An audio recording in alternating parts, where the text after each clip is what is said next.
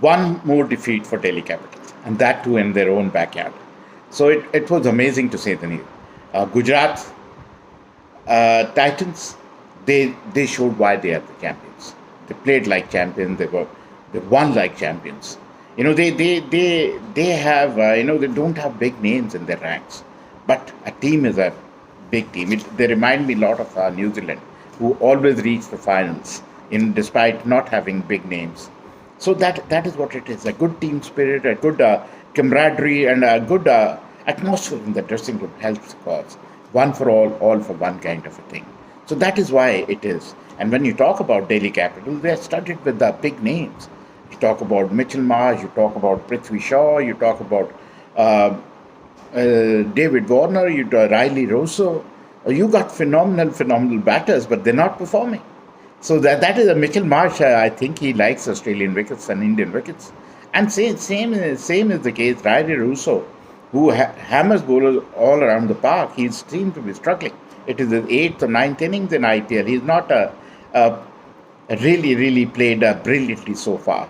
So they'll have to do a lot of rethinking, Delhi Capitals, because you have got two very strong cricketing brains in Ricky Ponting and Saurav Ganguly, but they've not been able to instill the confidence, the belief in the Delhi Capitals side. They on paper they look a phenomenal side, and with Nokia coming back into the ranks, so they have a very good bowling attack and batting attack. But only thing is you have to on paper they look a good side, but on ground they look a very poor side. When you talk about Gujarat Titans, they look a very ordinary side on paper, but on ground they're like tigers. And led by a very confident captain, very good captain, very mercurial captain, Hardik Pandya, which helps them to win. And not to forget, this Delhi Capitals didn't get off to a good start, and they had to pay the price. And Sarfraz Khan, despite scoring hundreds of runs in Ranji Trophy, seems to be found wanting against pace and in T20 format. So, although Abhishek Porel looked a little competent, but early days.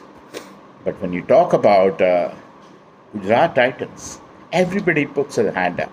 Be it Riddhiman Saha, be it Shubman Gill, although both of them got cleaned up by Nokia. And then what about Sai Sudarshan, a youngster who last year also played well but was not given enough chances. Once again proved his talent, and he is here to stay.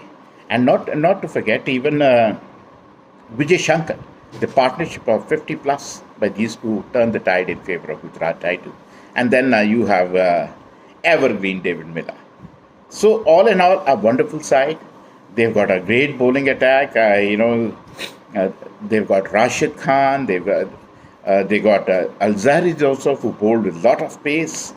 You got Mohammad Shami, who picked up 2 early wickets. So they've got all the kind of guys who can perform.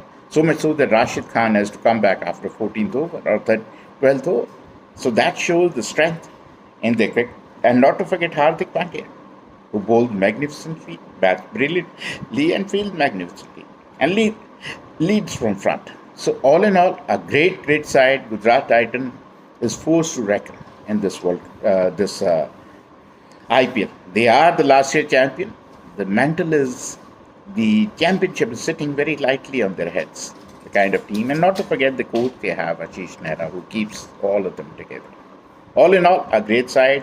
Delhi Capitals will have to go back to the drawing board and come back stronger. But as of now, Gujarat Titans all the way. Bye-bye.